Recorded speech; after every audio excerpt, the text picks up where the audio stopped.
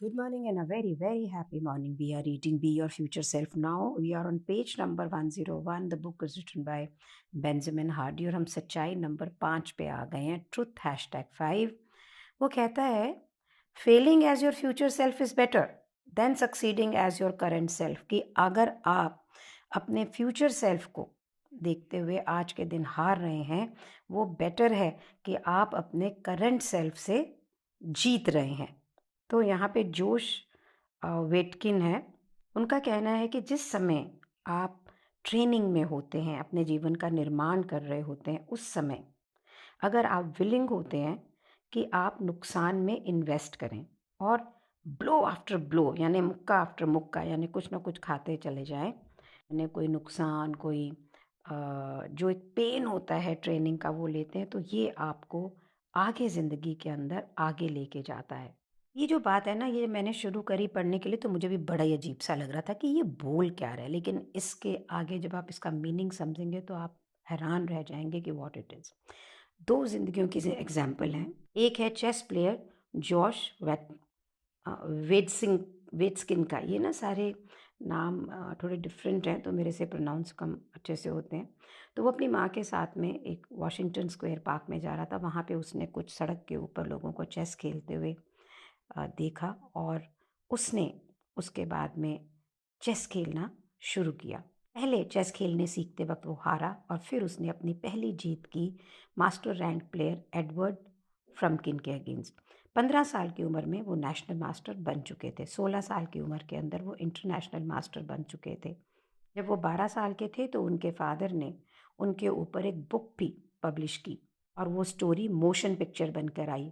जब वो खेलते थे तो बहुत सारे लोग जो चेस नहीं भी खेलते थे वो उनको देखने आते थे. उनके होने से जॉश जो थे वो डिस्ट्रैक्ट होते थे. ये जो नाम हुआ, शोहरत हुई, ये उनको प्रेशर में लेकर आया कि उनको हर बार जीतना है. वो अमेरिका छोड़ के और गए मेडिटेशन के लिए, फिलॉसफी के लिए, टाई ची के लिए. अपनी बुक के अंदर the art of learning the inner journey to optimal performance Josh share करते हैं जो इस चैप्टर का सिद्धांत है, इन्वेस्टमेंट इन लॉस. उसने अपने इस सिद्धांत को जब अप्लाई किया तो 2004 में वो वर्ल्ड चैम्पियन बने इन टाई ची पुश हैंड्स. एक बहुत ही कॉम्पिटिटिव मार्शल फॉर्म है. जिस समय उन्होंने ये पुश हैंड, अब इसको ध्यान से सुनिएगा, पुश हैंड सीखना शुरू करा तो वो प्रोएक्टिवली ट्रेंड होते थे जो कि उनसे कई लेवल आगे होते थे. यही इन्वेस्टमेंट इन लॉस है लर्निंग प्रोसेस में. इसका मतलब क्या हुआ, अगर लोग ऑलरेडी आपसे आगे हैं तो वो आपको हराएंगे, आप अपनी वीकनेसेस को फेस करोगे और लिटरली आपको यहाँ वहाँ फेंका जाएगा.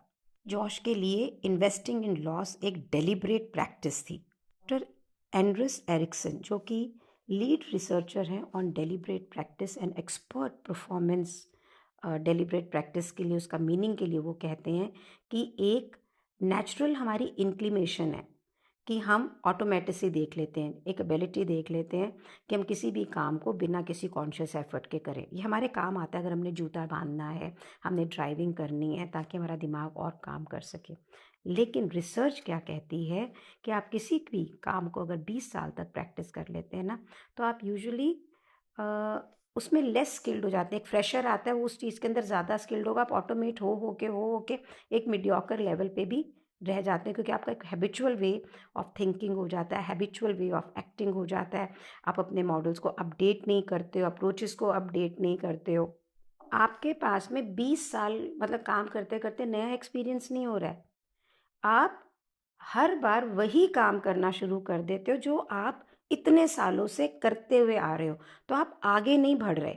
रिसर्च में प्रूव हो चुका है कि अगर आपने कुछ लिमिटेड ट्रेनिंग की है, कुछ आपको एक्सपीरियंस किया है, तकरीबन 50 घंटे तक तो जितनी भी रिक्रिएशनल एक्टिविटी होती है, स्कीइंग है, टेनिस है, ड्राइविंग द कार है, तो इंडिविजुअल जो परफॉर्मेंस है वो इंक्रीजिंगली ऑटोमेटेड होती चली जाती है और हम अपना कॉन्शियस कंट्रोल उसके ऊपर छोड़ देते हैं.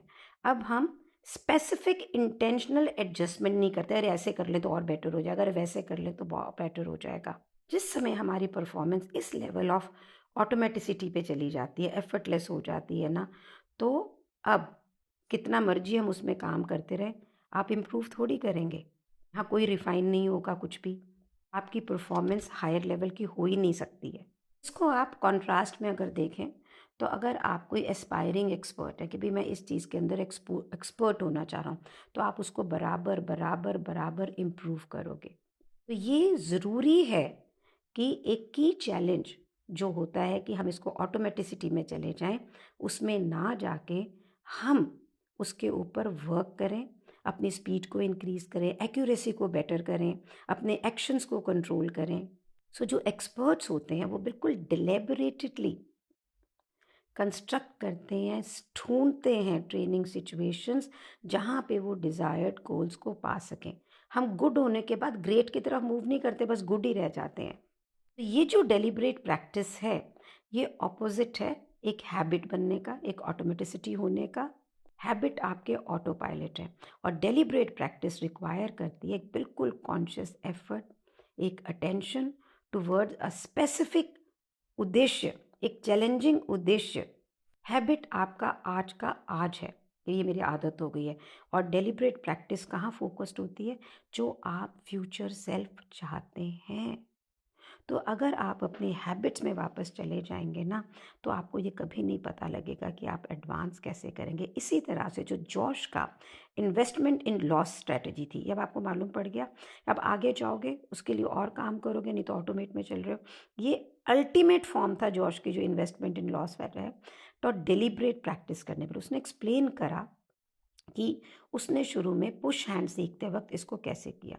उसने एक ओवरली एक्सप्रेसिव व्यक्ति था इवान, जो कि 6 फीट 2 इंचेस का था, 200 पाउंड का था, कराटे ब्लैक बेल्ट था, 8 ईयर आइकिडो का स्टूडेंट रह चुका था, 8 साल से टाइची का स्टूडेंट था।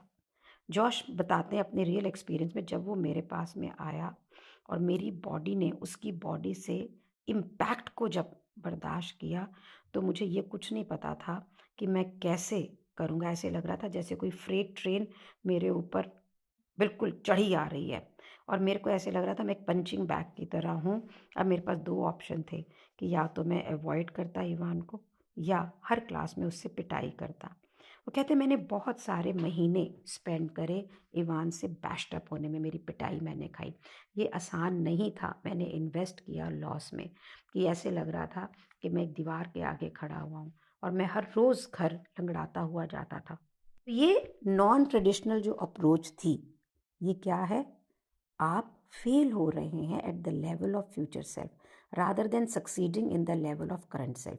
सो लेवल ऑफ करंट सेल्फ को सक्सीड करने का मतलब क्या है कि जैसे बाकी स्टूडेंट्स करते थे, वो अपने जैसे या अपने से लोअर स्किल के स्टूडेंट्स के साथ में प्रैक्टिस करते थे हर रोज़, तो उनको बस जहाँ पे लेवल थे वो वहीं पर आता था।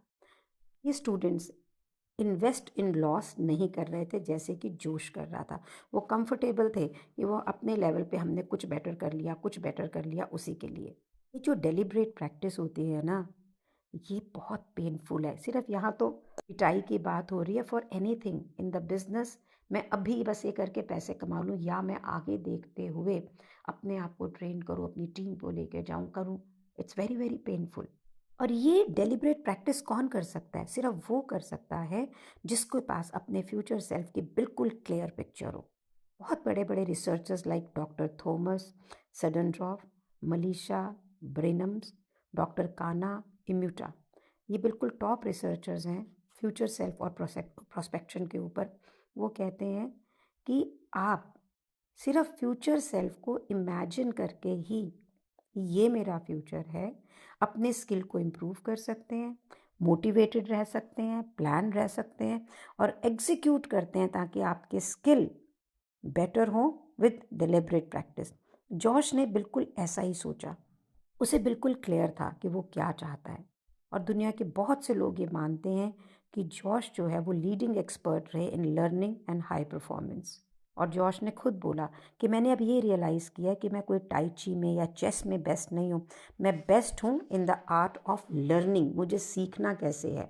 As a child chess prodigy Josh world world champion बने, एज अ टाई ची वो वर्ल्ड चैम्पियन बने। तो ऐसे लोगों को ट्रेन करते हैं जो ऑलरेडी वर्ल्ड क्लास हैं, वो उन्हें बिल्कुल उन 1% वर्ल्ड क्लास बनाते हैं जो उनके रिस्पेक्टिव फील्ड में होता है। ये टॉप क्लास बनने का आधार क्या है, फाउंडेशन क्या है, वह ये है only realising one's future self. जिस समय जॉश को 2020-2021 के अंदर इंटरव्यू किया गया तो उन्होंने बोला किसी को भी ये मेरे से बेटर नहीं मालूम है कि आज से 20 साल बाद मैं क्या हूँगा, मेरा गोल क्या है। और मेरा अगर गोल ये है कि मैं सेल्फ एक्सप्रेशन, सेल्फ एक्चुअलाइजेशन जिस भी आर्ट में मैं हूँ उसमें पा लूँ, तो जो व्यक्ति मुझे सिखा रहा है उसे मेरे बारे में गहराई से जानना होगा और वही मैं आज से 20 साल बाद बनूंगा। इस समय हम अपने फ्यूचर सेल्फ से कनेक्टेड होते हैं ना, ये अनेबल करता है कि हम इन्वेस्ट कर सकें लॉस में। मतलब इस समय हम कड़ी मेहनत करें, इस समय हमें उसका रिजल्ट नहीं आएगा, लेकिन हाँ फ्यूचर में उसका रिजल्ट हमें आएगा ही आएगा। मीन्स हम अपने मोर इवॉल्व फ्यूचर के साथ में कनेक्टेड है, जैसे कि जॉश है, कमिटेड हैं कि हमारा फ्यूचर सेल्फ हमसे ज़्यादा इम्पॉर्टेंट है अभी कंफर्ट से, अभी करंट कंफर्ट से ज़्यादा। और हम एग्रेसिव हैं ताकि हम अपने फ्यूचर सेल्फ बने। बेंजामिन कहते हैं इस बुक में मैंने बार बार इन्वेस्टमेंट टू फ्यूचर सेल्फ को यूज़ किया है, उसको रिप्रेजेंट कर रहा है क्योंकि intentional act towards your desired future fail, कि इंटेंशन के साथ में आप अपने भविष्य की तरफ जा रहे हैं। डिलिब्रेट प्रैक्टिस कभी भी को इंसिडेंटल नहीं होती है, ये कमिटमेंट है आपके अपने फ्यूचर सेल्फ पर। इसका मतलब है आज के दिन हमें उसका फ़ायदा नहीं हो रहा है, हो सकता है फेल हो रहे हैं, लेकिन हम उसमें अपनी प्रोग्रेस को एक्सेलरेट कर रहे हैं। तो अगर आप विलिंग है ना कि आप ये मोमेंट्री लॉस को बर्दाश्त कर सकें, इस दर्द को, इस पेन को बर्दाश्त कर सकें, ताकि आपका गोल आपको वहाँ से मिल जाए, the faster you adapt to it, the faster is your future self coming to you. मैं यहाँ पे आपको एक एग्जाम्पल देना चाह रही हूँ। मैंने कई बार और बुक्स रीडिंग में भी बताया है कि मैं पहले क्या कर रही थी कि मेरे पास में अगर टेलीकॉलर नहीं है या कुछ नहीं तो मैं वो सारे काम करके लग के कर देती थी और मुझे इंस्टेंटली कुछ रजिस्ट्रेशन आ जाती थी, पर मैं कभी भी अपनी टीम नहीं बना पाई। अब की बार मैं बिल्कुल डिटर्मिन्ड हूँ, ये बुक पढ़ रही हूँ और मैं इस वक्त लॉस खा रही हूँ प्रेजेंट के अंदर, और मैं बिल्कुल अडिग ढंग से लगी हुई हूँ और मुझे रिजल्ट आ रहे हैं, लोगों की हायरिंग शुरू हो गई है और for the first time in my life I can see a team being built. और उसके लिए मुझे छोड़ना पड़ रहा है मेरा इंस्टेंट मनी प्रॉफिट, लेकिन मुझे पता है कि मैं जो ये टाइम बचा रही हूँ खुद काम नहीं करके और उसे इन्वेस्ट कर रही हूँ टीम बिल्डिंग के अंदर, वो आगे आने वाले टाइम के अंदर मुझे प्रॉफिट देगा ही देगा। और इस बुक में जो आगे छठी सच्चाई #6 आने वाला है, नहीं जो हमने थ्रेड पढ़ा था उसके अंदर, कि अगर आप अरीना के बाहर हैं तो आप लर्न नहीं कर सकते और प्रोग्रेस नहीं कर सकते हो। Fehling in your future self इसी का एक रिप्रेजेंटेशन है। अब आपकी चॉइस है कि आप खेल के मैदान में कितनी गहराई तक उतरना चाहते हैं। ये आपकी चॉइस है कि किस हद तक आप अपने भविष्य के लिए आज कोई लॉस को बर्दाश्त करना चाहते हैं। तो जॉश जो कि बता रहे थे कि वो इवान से मार खाते थे, वो बताते हैं कि पहले मुझे बहुत मार पड़ती थी, फिर में एक टाइम ऐसे आया कि मुझे उस इम्पैक्ट से डर लगना बंद हो गया, मैं रिलैक्स हो गया। अब पहले जो इवान मेरे माइंड को स्लो कर देता था, अब एक ऐसा मोमेंट आया कि टेबल्स टर्न हो गई, मतलब चीज़ें बदल गई। मेरी ट्रेनिंग इंटेंस हो गई थी और अब जैसे जैसे मैं बेटर हो रहा था वो मुझे अवॉइड कर रहा था क्योंकि मैं इम्प्रूव कर रहा था। और जिस समय मेरे मास्टर शेन जो कि उनके गुरु थे, उन्होंने दोबारा उसके मैट पे उनका द्वंद्व करवाया, तो वो इंस्टिंक्टिवली उसका जो पहले इवान का मारने का ढंग था उससे बचे और उन्होंने इवान को ज़मीन पे गिरा दिया। ही गॉट बैक, वो दोबारा आया, फिर उसमें जॉश ने उनको गिरा दिया। एंड जॉश हैरान थे कि वो कितनी आसानी से ये काम कर रहे थे। थोड़ी देर के बाद में इवान ने बोला कि मेरा तो पैर दर्द है, मैं तो आपसे अभी नहीं आगे प्रैक्टिस कर सकता, और वो चले गए और दोबारा इवान उसके बाद में जॉश के सामने कभी नहीं आया। कहने का अभिप्राय क्या है कि कितनी उन्होंने पहले उस समय मार खाई, उतने प्रैक्टिस करी और फिर अल्टीमेटली उनको पटका दिया। भाई अगर आप मैं अगर अपने फ्यूचर सेल्फ बनना चाहते हैं, जो हम चाहते हैं, तो हमें आज के लेवल पे उसे जल्द से जल्द पॉसिबल करना है। आप अपने आप कमिट हो जाओ कि भाई ये मेरा भविष्य है, इस भविष्य के लिए आज मुझे क्या सेक्रीफाइस करना पड़ेगा और अपने फ्यूचर सेल्फ के लेवल से आज के दिन अडेप्ट करना है।